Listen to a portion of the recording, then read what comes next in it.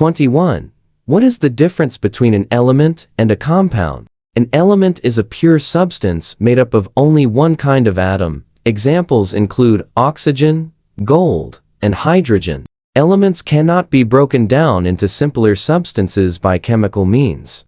A compound, on the other hand, is made when two or more different elements chemically combine in fixed proportions. Water HO is a compound made from hydrogen and oxygen atoms.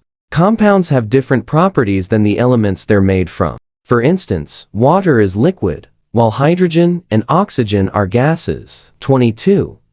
What is the ideal gas law? The ideal gas law is an equation that relates four important properties of gases: pressure, volume, temperature, and the number of moles. It's written as PV equals nArt, where P is pressure, V is volume, N is moles of gas, R is a constant, and T is temperature in Kelvin. This law helps predict how a gas will behave under different conditions. Although real gases don't always follow this perfectly, the ideal gas law is very useful in chemistry and engineering for calculations involving gases. 23. What is molar mass? Molar mass is the mass of 1 mole of a substance, usually measured in grams per mole g-mol. It tells us how much 1 mole of atoms or molecules weighs.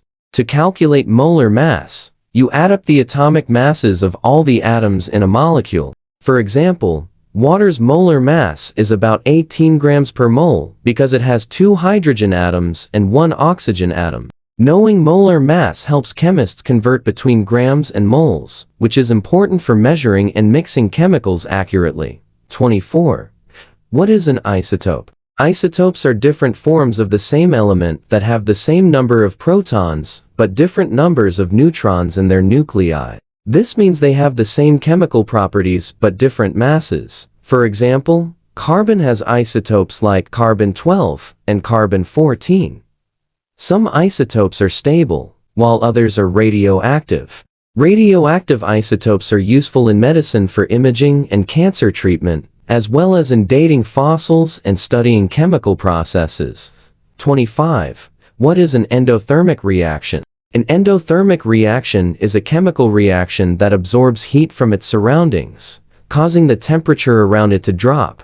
This means the system needs energy input to proceed. Photosynthesis in plants is a good example where sunlight provides the energy needed to create food. In industry, endothermic reactions require careful control of heat input to make sure the process runs efficiently. If the temperature isn't maintained, the reaction might slow down or stop.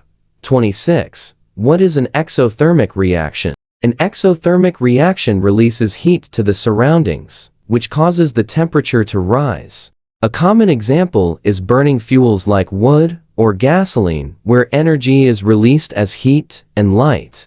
These reactions are important because they provide heat for things like heating homes or running engines. Understanding exothermic reactions helps chemists and engineers design processes that are safe and energy efficient. 27. What is a precipitate? A precipitate is a solid that forms and settles out of a liquid solution during a chemical reaction. This happens when two solutions react and produce an insoluble compound. The solid appears as a cloudy or solid deposit in the liquid. Precipitation reactions are used in labs to identify unknown substances or to separate compounds from mixtures. For example, when mixing solutions of silver nitrate and sodium chloride, a white precipitate of silver chloride forms. 28. What is a mole? A mole is a basic unit in chemistry used to count particles like atoms or molecules. 1 mole contains exactly 6.02210 particles, which is called Avogadro's number. This large number helps chemists work with tiny particles by measuring amounts in grams instead of counting individual atoms. Using moles allows chemists to relate masses of substances to numbers of particles, which is essential for understanding chemical reactions and formulas. 29. What is the difference between a homogeneous and heterogeneous mixture?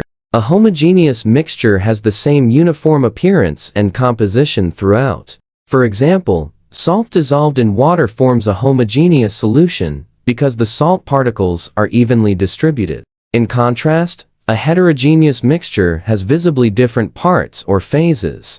An example is a mixture of sand and water, where you can see and separate the sand particles. Understanding the difference helps in choosing the right methods to separate or analyze mixtures. 30. What is a solute and a solvent?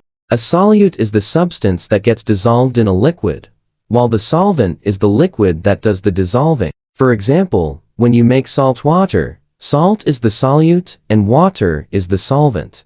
The solute particles spread evenly throughout the solvent, creating a solution. Solvents are usually liquids, but can also be gases or solids. The ability of a solvent to dissolve substances is important in chemical reactions, cleaning, and many industrial processes.